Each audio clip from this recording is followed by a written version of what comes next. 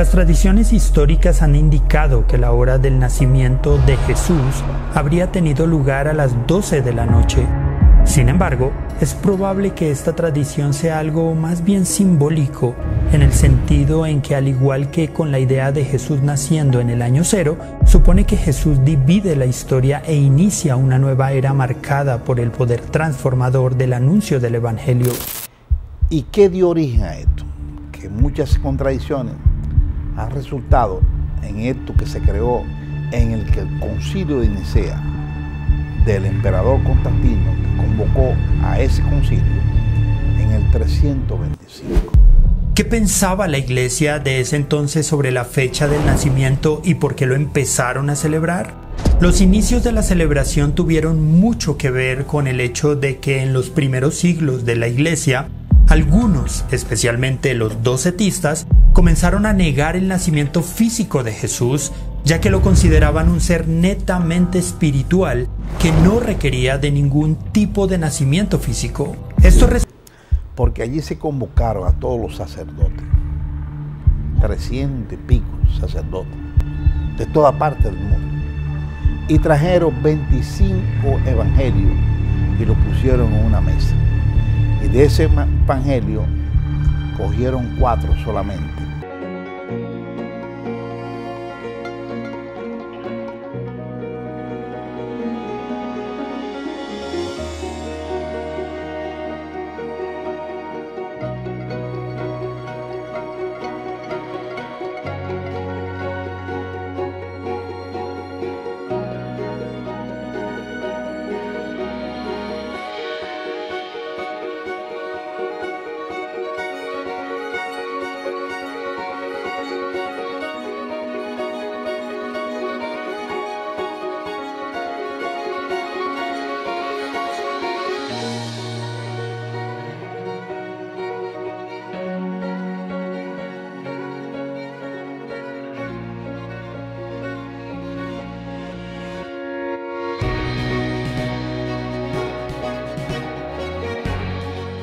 Amigos, amigas, bienvenidas. Es un placer para mí nuevamente estar con ustedes en su casita y nosotros acá en el Canal del Sol. Hoy en Navidad, una época muy propicia y sobre todo que estamos aquí realizando un contenido para usted y su familia. Poco, pues, normal ver a nuestro invitado en esta faceta hablando de lo que es Jesús de Nazaret, lo que es el nacimiento, desarrollo, y pare usted de contar lo que se va a tocar el día de hoy, porque para esta Navidad vamos a hablar de este tema a profundidad con mi invitado Rafael Percival Peña. Buenas noches, hermanito querido. Buenas noches y buenas tardes. Bueno, esto se va a repetir en la tarde, en la noche, porque es un programa especial, hermano. ¿Cómo tú estás? Bien, bien, gracias a Dios y bendiciones para mi pueblo. Y para nuestro pueblo ya, porque tú estás platanado. Sí, es Navidad también. Es Navidad. Porque todos los políticos nada más hablamos política.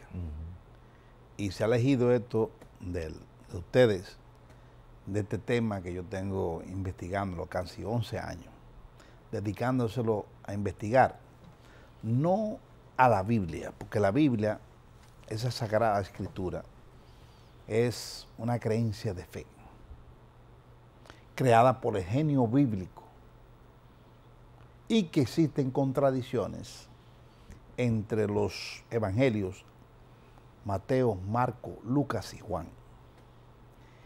¿Y qué dio origen a esto? Que muchas contradicciones han resultado en esto que se creó en el que el concilio de Nicea del emperador Constantino, que convocó a ese concilio en el 325. Pero Percival, una pregunta que se debe estar, vamos por paso con el mismo desglose que usted y yo hicimos acerca de esta temática. Te hemos visto en la parte política, antisistema, pero ¿por qué querer tocar en Navidad este tema? Y vamos de una vez a desarrollarlo. Jesús nació un 24 de diciembre, 25 de diciembre. Por eso mismo te hablé del concilio de Nicea. Porque allí se convocaron a todos los sacerdotes, 300 y pico sacerdotes de toda parte del mundo. Y trajeron 25 evangelios y lo pusieron en una mesa. Y de ese evangelio cogieron 4 solamente. O sea, 22 le dieron una patada y lo tiraron al suelo. Y ahí entra lo que tú dices el 25 de diciembre. Jesús no nació el 25 de diciembre. Es una fiesta pagana que se celebra, que dice el dual solo duali. O sea, cuando el sol en el solsticio de invierno baja y sube a los 3 días. Oigan esto. Y entonces ahí se creó esa es una tradición, fecha. Pero ahí va la pregunta. ¿Por qué esa costumbre y esa tradición se ha arraigado de este lado de Occidente y se ha adueñado de la totalidad, yo creo, del planeta? Porque desde que yo tengo uso de razón, eso es así y es muy complicado explicarlo. O sea, esto hiere sentimientos. Cuando usted dice, no nació un 25 de diciembre, oye, usted le está quitando, usted está develando una verdad que es un poco incómoda. Vámonos a la historia. Ajá. Y vámonos a la zona donde nació Jesús. Jesús no es de Nazaret. Ese pueblo no existía cuando él nació. Nació allí. Ese pueblo que se está diciendo nació en Belén, en una cueva, no un pesebre. Todas esas diferencias se pueden dilucidar porque en un momento determinado, en pleno invierno, la temperatura de la huida de la persecución que recibió José y María montado en una burra en un estado de gravidez, la temperatura ahí en Jerusalén, en el Belén, llega a menos 5 grados centígrados. Imposible. Sí, imposible. Vamos a recordarles a los televidentes que, en un contexto, ellos iban huyendo de Herodes. Herodes el Grande. De la gran matanza de los niños. Entonces, además de esto, las fechas no coinciden. ¿Por qué digo esto? Porque un monje que se llamaba Dionisio el Grande, Herodes el Grande murió 6 a 4 años antes de la era cristiana que nosotros estamos viviendo ahora. O sea, que nosotros estamos en el 2022 y deberíamos estar en el 2026. Repita eso. Estamos en el 2026. Exactamente, porque Herodes el Grande muere mucho antes de que se estilizara el 2000, el cero, o sea, la época de cero. El año cero. Cero, antes de Cristo. Entonces, no murió.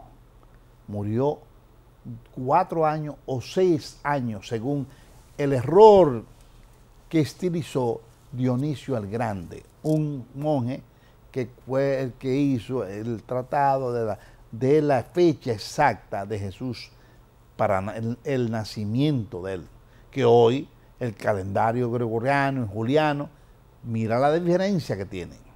Entonces por ahí tenemos que comenzar.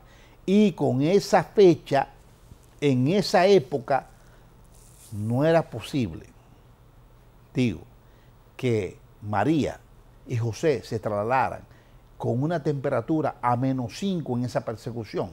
Es imposible. Y por eso decimos que no fue el nacimiento en diciembre. Se tiene estilizado. Abril.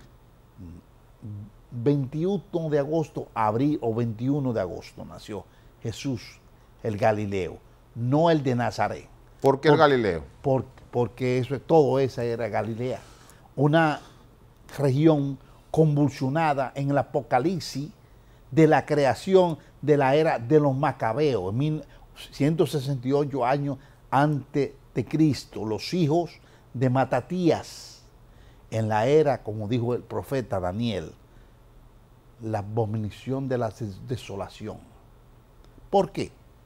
Porque había un emperador que se llamaba Antíoco IV, que los griegos habían ocupado, en otra palabra, habían ocupado Jerusalén y todo Judea. En ese momento histórico, ellos impusieron la creencia de, oye, no un solo Dios, varios dioses, Zeus. Le quitaron, oye, el derecho de circuncisión a los judíos. De comer cerdo, lo obligaron a comer cerdo. Le quemaron todos los textos bíblicos. Todo esto lo llevaron a cabo Antíoco IV. Inclusive en el templo de Jerusalén le puso una estatua de Zeus. ¿Tú te imaginas lo que era eso? Entonces comenzó una época de Macabeo, que eran unos revolucionarios nacionalistas, que después de ellos, en el tiempo de Jesús, salieron los celotes. Y después de los celotes habían salido los saduceos y los fariseos, y posteriormente salieron los esenios. Juan el Bautista era esenio. Era el precursor del cristianismo. Pero ¿Era cabeza caliente Juan el Bautista? Extremadamente. ¿Por qué? ¿Cuáles son las pruebas? Era primo hermano de Jesús. Ok. Pero hay algo más. Bautizó a Jesús en el río Jordán.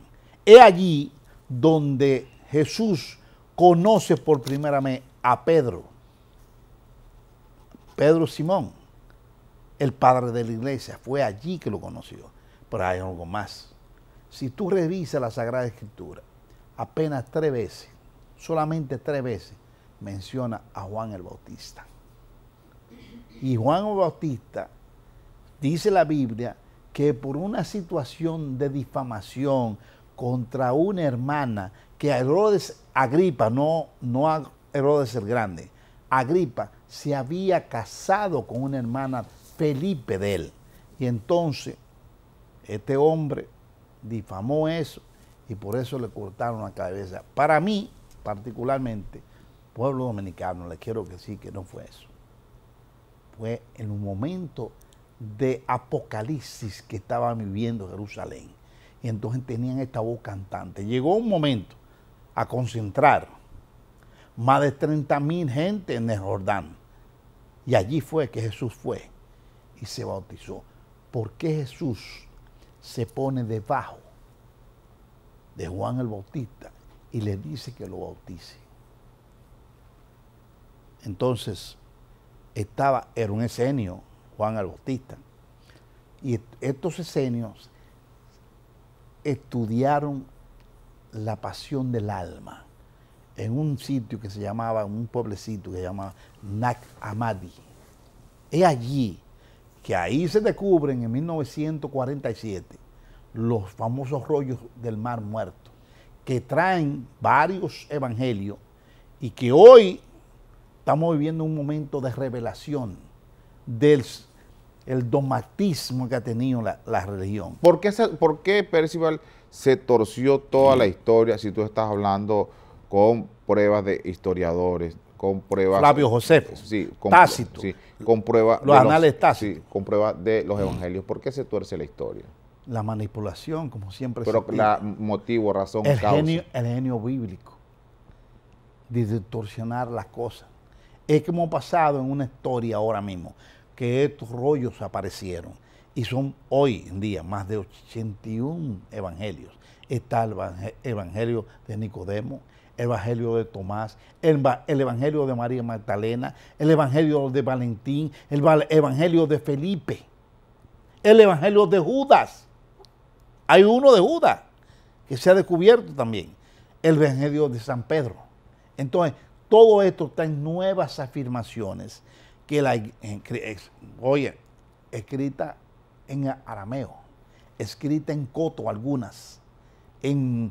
Esas son las comunicaciones escritas más antiguas que hoy nosotros tenemos en la parte occidental del mundo.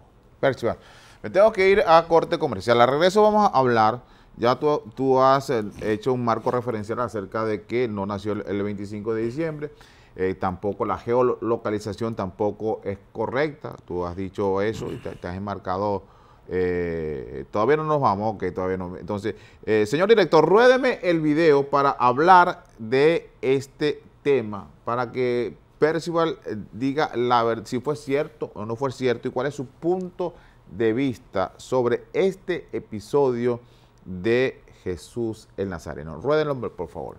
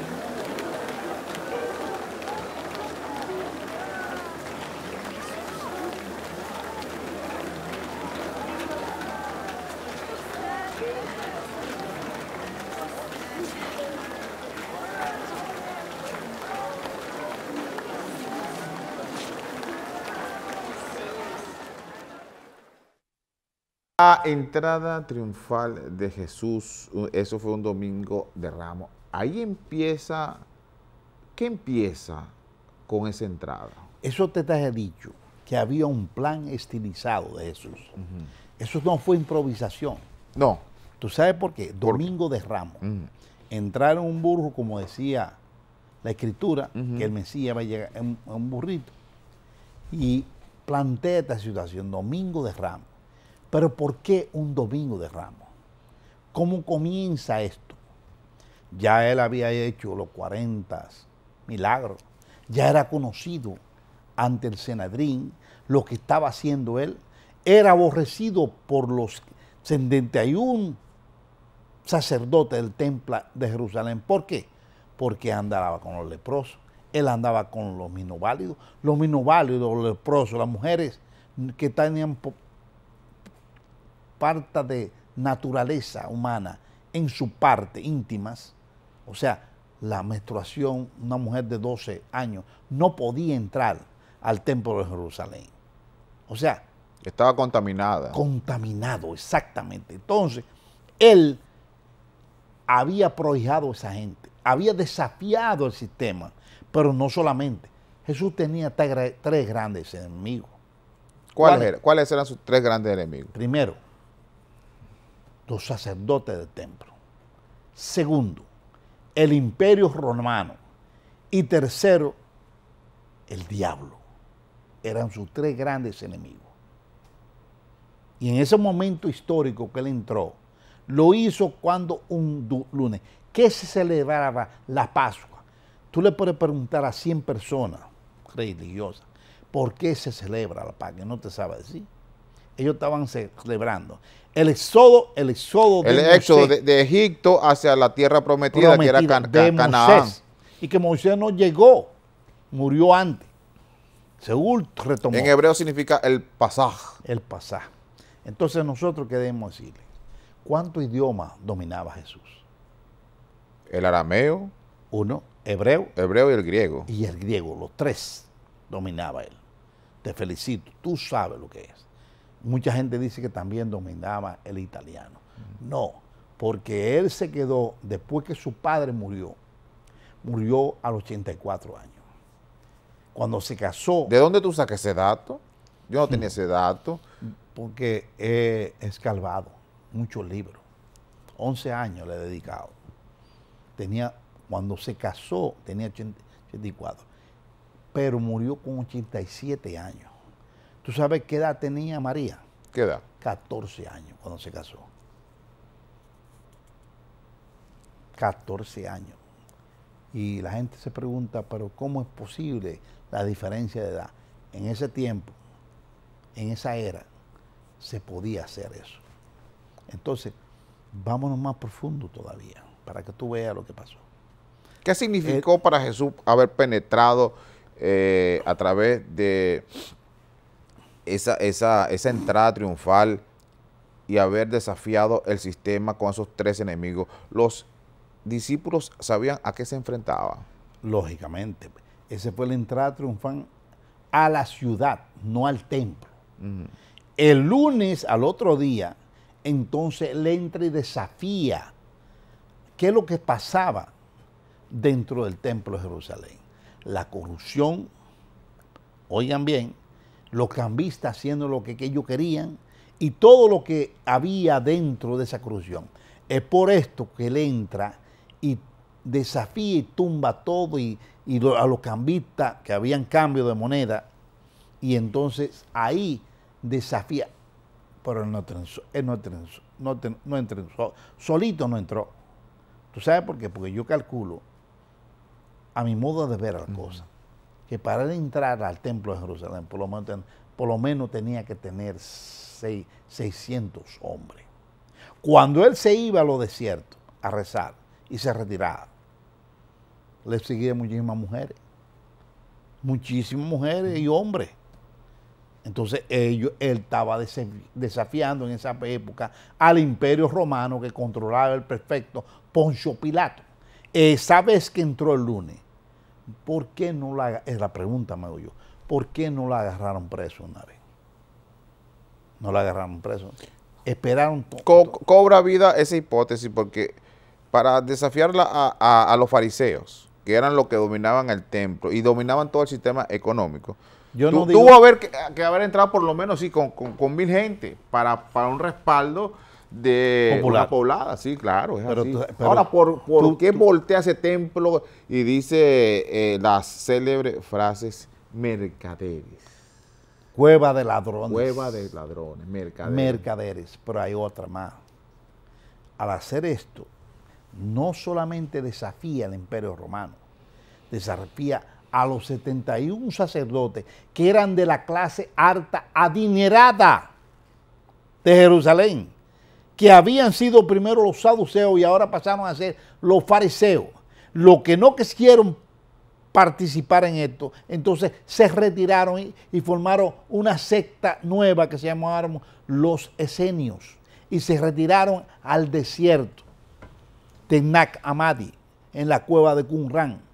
Entonces, oye, ¿cómo comienza a dividirse esto? Entonces se crearon los celotes. Toda la fuerza que él andaba, los hombres de él, que él organizó, los 12, andaban armados. ¿Qué le dice él?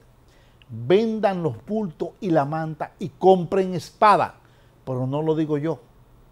Léanse Isaías 53 para que usted vea lo que dice. Léanse a Lucas. También dicen eso. Vendan las mantas y compren espada. ¿Para qué querían espada? Porque no han pintado a Jesús que era un hombre religioso. No, era un hombre que quería reivindicar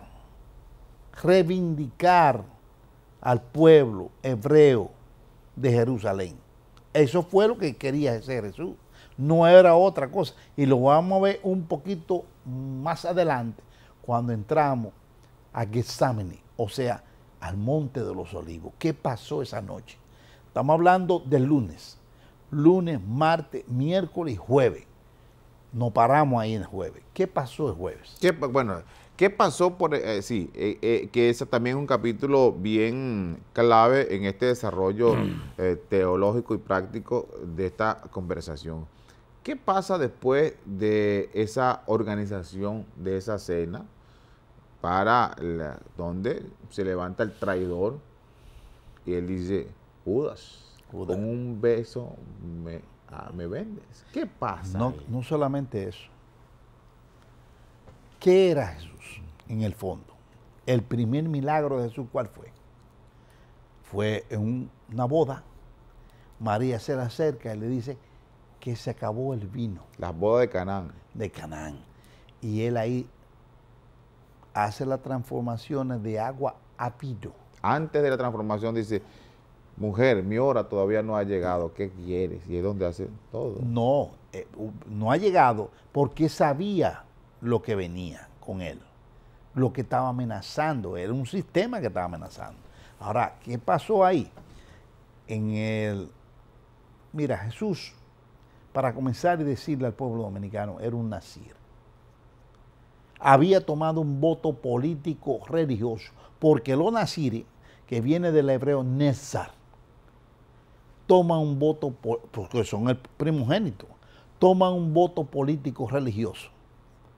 Repito, y él conocía su naturaleza divina desde los 12 años, que tenemos que entrar ahí, porque hemos entrado demasiado rápido, y no tenemos que hacer un alto el camino antes de eso. Yo te tengo ese video, rueda los videotape, el próximo video que tú estás nombrando. Vamos a ver y a escuchar. La palabra del Señor tiene un texto. No, ese no, el otro. Contundente. Ese no. Todo ese el mundo es el recuerda último. la crucifixión de Jesús de Nazaret. La figura de Cristo es el máximo exponente en algunas religiones. Pero se nos olvida algo. ¿Quiénes eran esos dos personajes en cada lado de Jesús? ¿Qué hicieron para llegar ahí? ¿Cómo se llamaban? No te preocupes, en este video te lo aclaro, tratando de resolver todas las dudas en torno a esta triple crucifixión. Comenzamos.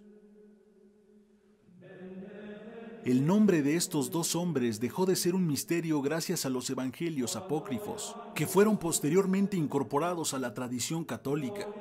Dimas y Gestas serían dos asaltantes de caminos, que intimidaban a los viajantes, y que incluso... Páralo ahí. Histórico. ¿Por qué quiero decir esto? Ajá. Gracias por tu traer. Dos ladrones y que yo te lo tenía de sorpresa. No eran ladrones. ¿Qué eran entonces? Yo contradigo eso. ¿Por qué no eran ladrones? ¿Por qué eran ladrones? Vamos a ver, dale. En ese tiempo, Ujú. habían en el Talmud utilizado 3 formas de matar a la gente que cometían un delito. El ahorcamiento, repito, la hoguera y la lapidación. Solamente 3. Había una cuarta, que era la mos agravata, que se le aplicaba a los gentilicios, no a los romanos, por sedición. Mos agravata, lesa majesta, se le aplicaba. Entonces yo pregunto, si eran ladrones, esas 2 personas, ¿cómo es posible que lo crucificaran? No había forma, porque el que decidía quién crucificaba era Poncio Pilato, y él no iba a una persona que por ladrón, asaltante de camino, lo crucificaran. ¿Tú sabes lo que yo creo? Que esas 2 personas eran compañeros de Jesús cuando fue hecho preso en Getsámani. Y ahí en Getsámani, señores, ¿qué pasó? Ahí fue lo que tú estás diciendo, el beso de Judas, que lo besó para identificar a Jesús. ¿Y quién sacó una espada? Pedro. Y tiró a matar. Pedro. No tiró a cortar la oreja, tiró a matar. Ese hecho violento, señores, violentísimo, de matar, Pedro. El relato en la Biblia cambia completamente y el relato se vuelve pacífico y se van a la casa de Caifás y Pedro no es hecho preso. ¿Cómo es posible que saquen una espada Y un centurión se le corte la oreja y ese tipo no vaya preso? y no vaya preso? ¿Cómo te explicas tú eso? No, yo te explico a ti, porque se ha manipulado. No se ha querido vender que este hombre tenía un voto político religioso, que era muy fuerte. Un voto político, porque era un nazir. ¿Quién era nazir? Sansón era un nazir. Samuel era un nazir. Nazareo. No, nacer, que es, oye, el primogénito de cada familia, que tenían 3 características. No podían beber vino, no podían tocar cadáver y no podían, oye, cortarse el pelo. Por eso Sansón tenía el pelo largo. Por eso Samuel tenía el pelo largo. Yo soy un nazir, porque soy el primogénito. Oye bien, entonces eso pasó y volvemos de nuevo a la cena. ¿Qué pasó en la cena? Lo que nosotros sabemos de Judas, pero hay algo más. ¿Cómo es posible que esa cena se celebrara esa noche y esa misma noche ellos pudieran salir del el pueblo Jerusalén que tenía 7 puertas. Esas 7 puertas, señores, las cerraban a las 6 de la tarde. Si ellos salían así, entonces el perfecto romano Poncio Pilato era un pelele y salían y entraban. Porque todas esas puertas eran protegidas. A las 6 de la tarde se cerraban todas las puertas. Entonces ahí viene de nuevo. Cuando Pedro hiere a Marco, le dicen 2 discípulos a Jesús, aquí hay 2 espadas, acometemos. Entonces se refiere y dice, ya todo está dicho, no podemos hacerlo. Vámonos de nuevo, si tú me permites, a los 12 años de Jesús, que no hemos adelantado, pero vámonos a eso. ¿Y por qué te vas y haces rewind en ese capítulo especial de cuando se pierde Jesús? ¿Por qué se pierde Jesús de los padres? ¿Qué estaba haciendo? Es importante. Él tenía una familia en Betsania, ahí, que eran muy conocidos de él, Lázaro y Marta. Y Jesús, siendo pequeño, había ido allá. En todo esto era conocido. Entonces se pierde. Cuando la caravana, porque Belén o Jerusalén o Nazaret, ya creada después de su nacimiento, porque era una parte donde todas las caravanas pasaban por Nazaret para entrar 5 kilómetros a Belén. Entonces se dedicaba José a atender a la caravana, a darle agua a los animales, a los camellos, a arreglarle la silla, en fin, todo lo que los animales necesitan. Allí fue que él comenzó a aprender. ¿Aprender qué? A ser carpintero. Un especialista en carpintero. ¿Y a qué más? Y él habla, que es de griego, porque ahí, una de las primeras cosas que Jesús recibió en sus 2 años que vivió en Egipto, cuando se le escapó de Herodes, fue que le regalaron una Biblia griega. La primera Biblia que se escribió, los evangelios, fue en griego. La traducción después vinieron en arameo, hebreo y así sucesivamente. No, ya vaya.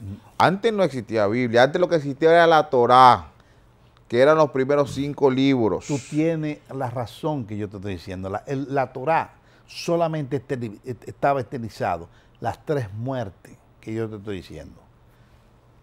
El ahorcamiento, la quema en hoguera y la lapidación, no la crucifixión.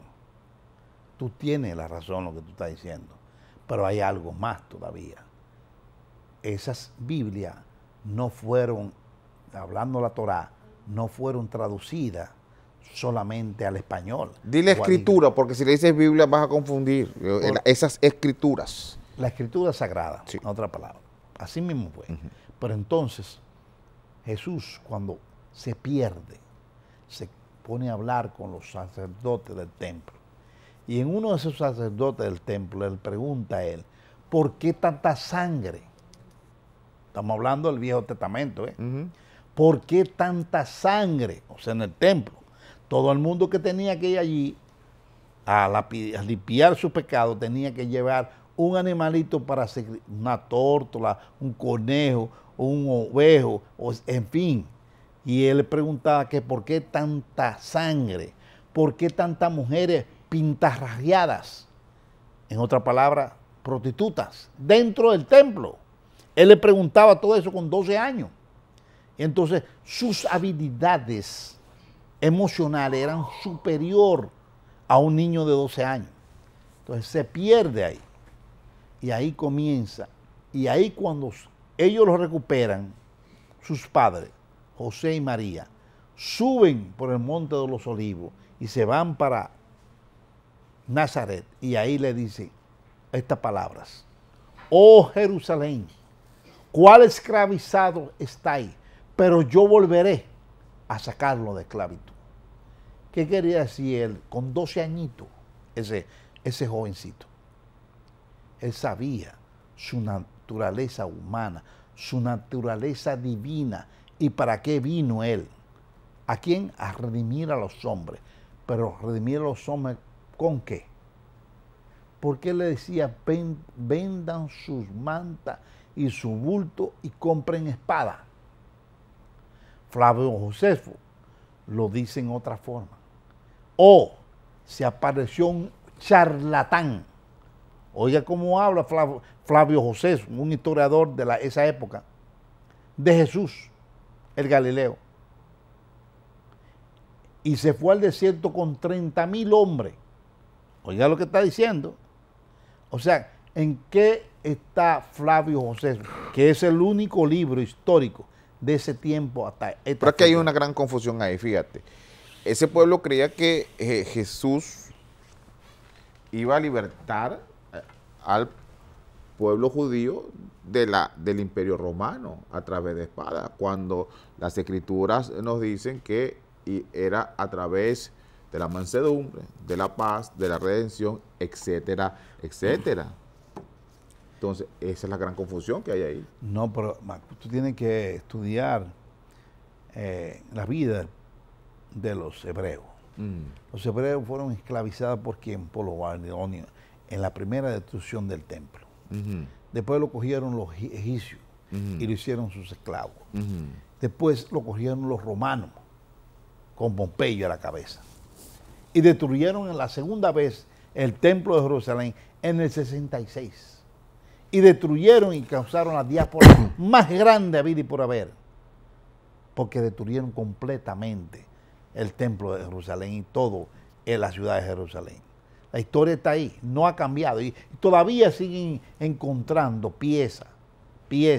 Todavía los geólogos, hoy en día, viven encontrando cosas nuevas en Jerusalén que no se conocían.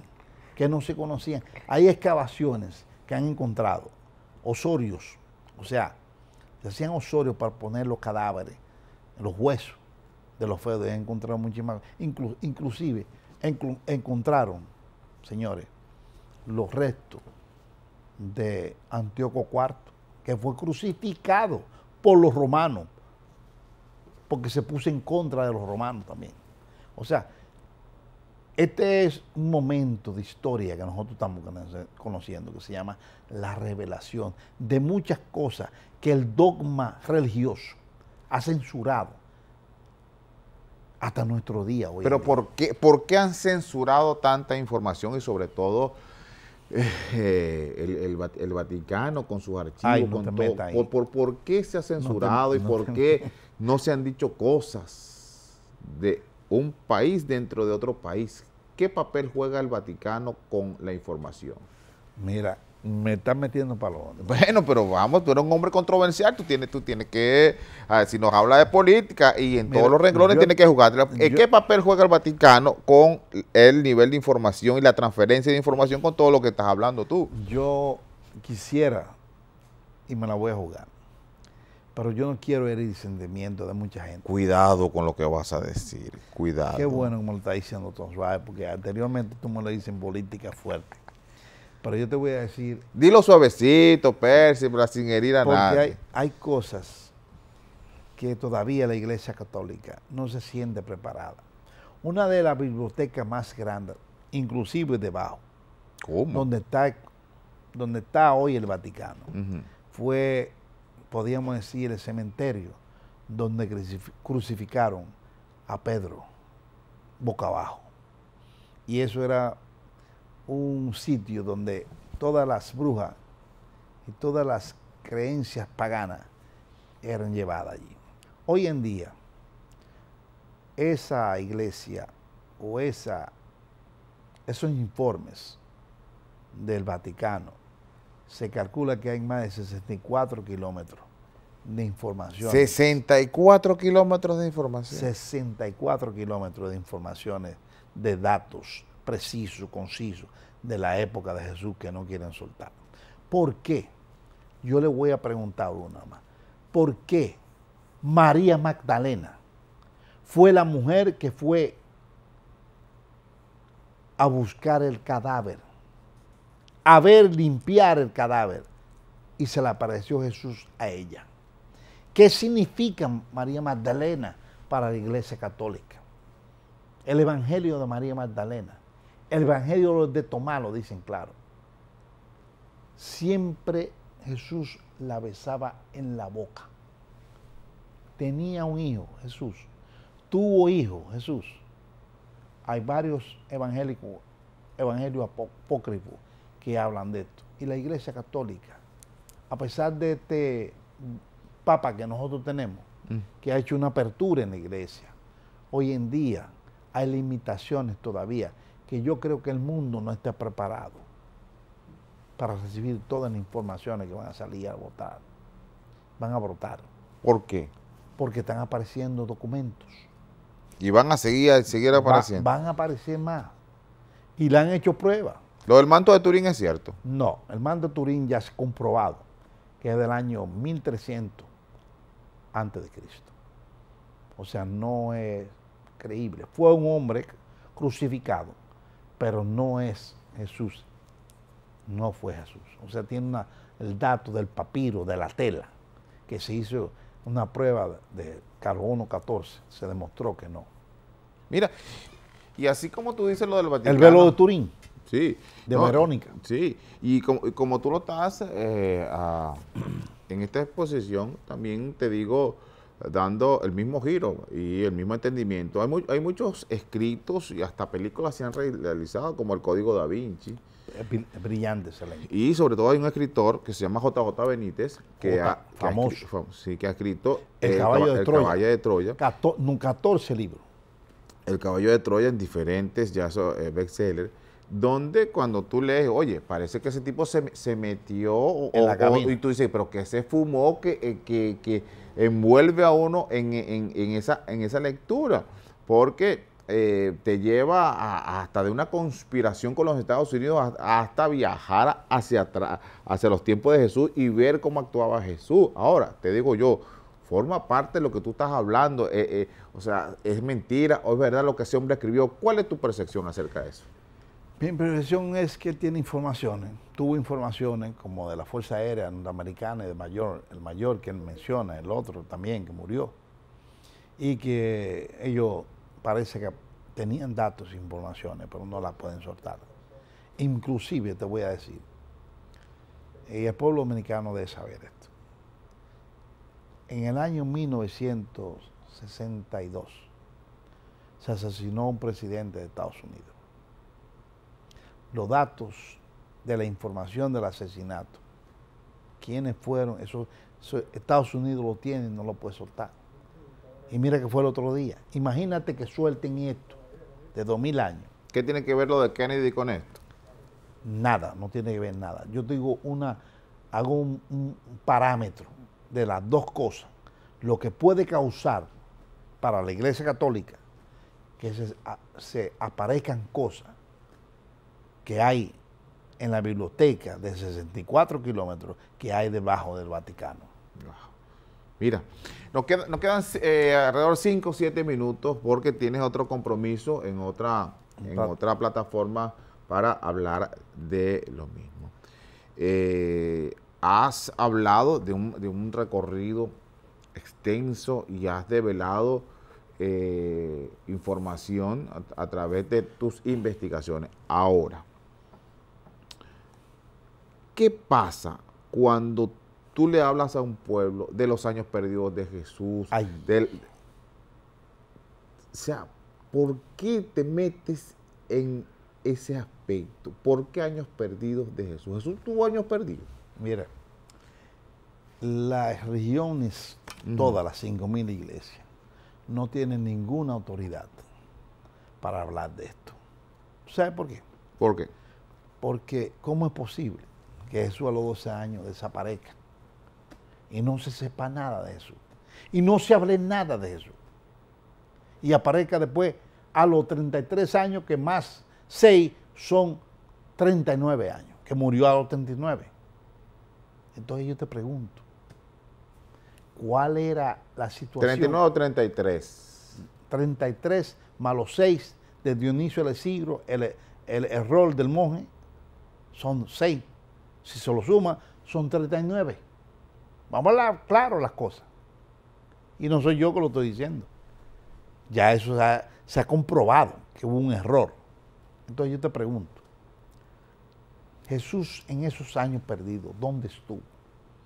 Si tenemos datos de él, de su nacimiento, de su exilio en Egipto y de toda la secuencia hasta los 12 años, y de repente desaparece.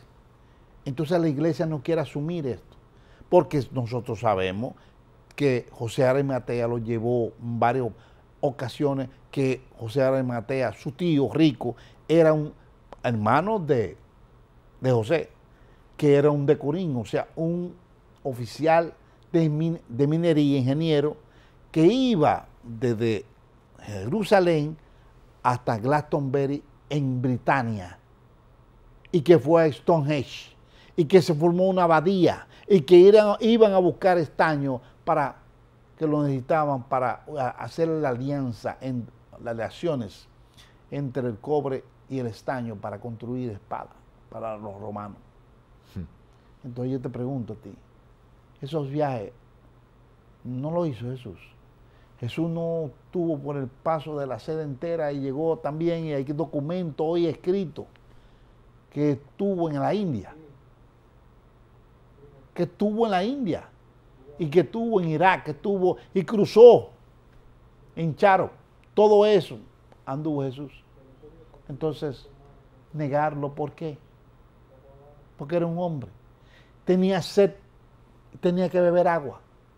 Tenía hambre, tenía que comer. Tenía ganas de amar a una mujer y amó. ¿Por qué no decirlo? Pero no lo estamos diciendo nosotros. Ya hay, como tú has dicho, hay estas películas, ¿cómo es? El Código Da Vinci. El Código Da Vinci. Pero vamos a hablar del Priorato de Sion. ¿Quiénes formaban todavía el Priorato de Sion? ¿Tú quieres que saber? Leonardo da Vinci. ¿Con qué fin se creó el Priorato de Sion? Para proteger los descendientes que se fueron a Francia de Jesús. ¿Qué ganaban con esa protección? Protegerlo. Porque, oye, los persiguieron a todos, porque eso no fue de que llamaban a crucificar. Cuando tú proteges una descendencia, estás protegiendo un linaje. El linaje se estaba protegiendo. Pero hay que saber, y puntualizo esto, para hacer eso, y crearon, mira la figura que formaban el Priorato de Sion. Todavía hay figuras que están en el Priorato de Sion, a esta altura de juego, que forman parte. Isaac Newton. Oye, Isaac Newton era del Priorato de Sion. Leonardo da Vinci. Leonardo da Vinci era del Priorato de Sion. Miguel Ángel también. Todos esos intelectuales. Toda esa élite. Conocían que había un linaje descendiente de Godofredo de Bouillon, el primero de la campaña de la cruzada. Godofredo de Bouillon. Bueno, Percival, mira. De la cruzada.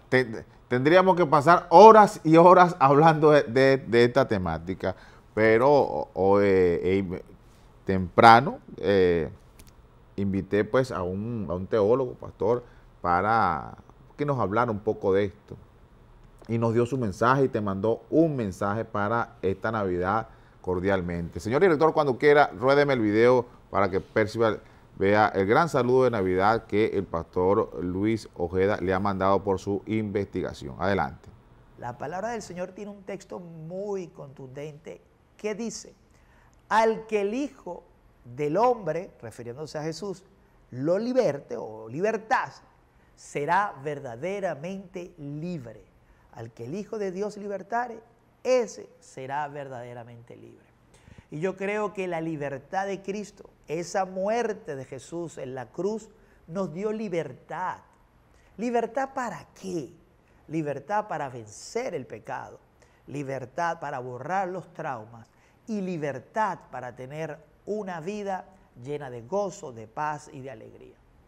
Muchos quieren tener libertad. Quiero tener libertad financiera para poder comprar todo lo que yo quisiera o todo lo que a mí me guste, todo lo que desee.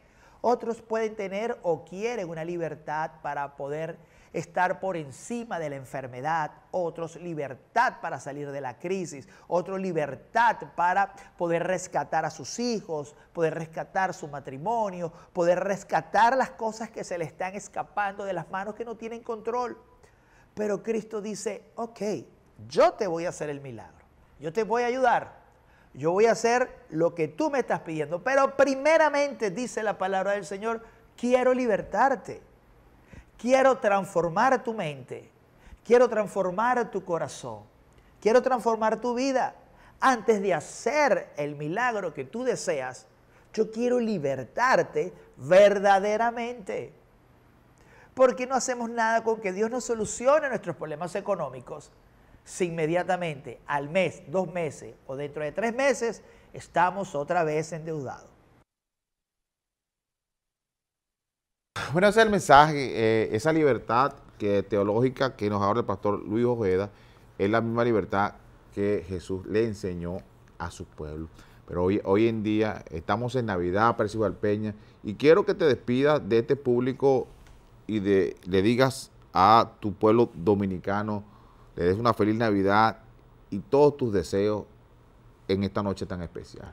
Mira, yo voy a tomar la palabra del pastor que me antecedió. Libertad. Yo quiero libertad de conocimientos. Yo quiero que el pueblo sepa la verdad de lo que pasó con Jesús. ¿Por qué ocultar ya, después de 2000 años, todo lo que se sepa de Jesús? Su naturaleza humana y divina, todo lo conocemos. Pero también Él vino a redimir este mundo. Y lo vino a redimir de 2 formas. Con la fe, pero también a destruir a los que querían subjugar a su pueblo. Al pueblo dominicano le pido, en este día 25, aquella gente que no tenga con qué comer y con celebrar el día 25, que al menos piensen de que existe un Dios y un hombre que vino a sacrificarse por ellos. Bendiciones, pueblo dominicano, y los quiero mucho. Bueno, Percival, yo creo que muchos de los televidentes deben estar sorprendidos a verte en esta faceta, porque con todo lo que tú has hecho en este país, volar en una avioneta por encima de Palacio, algo histórico, por ir contra un sistema, nadie pensaba que tú creías en Dios, y mira cómo lo estás reflejando. Te felicito porque los hombres de cambio tienen en su corazón esa libertad que le da Jesús, y yo sé que hasta que tú no logres tu objetivo con este país, y tú siempre lo has dicho, que tú lo único que te soporta es Dios y tu creencia. Y nada, déjame de felicitarte y abrirte las puertas, pues, de este espacio para una continuación y que sigas con tus ideales pero firmado en el Señor. Usted que está en casita, no se despegue de la programación del Canal del Sol, el canal que impulsa decisiones desde aquí. Una feliz Navidad, y también le deseamos, pues, que esté reunido con su familia y sobre todo en unidad nacional, en unidad de todos los dominicanos, para que juntos podamos cambiar el rumbo, pues, que este país necesita, que es a base de valores, a bases de las buenas costumbres, a bases de ir y reconocer la historia de quienes cambiaron la historia y sobre todo de amar profundamente esta patria de Sánchez y Mella. Nos vemos. Chao, chao.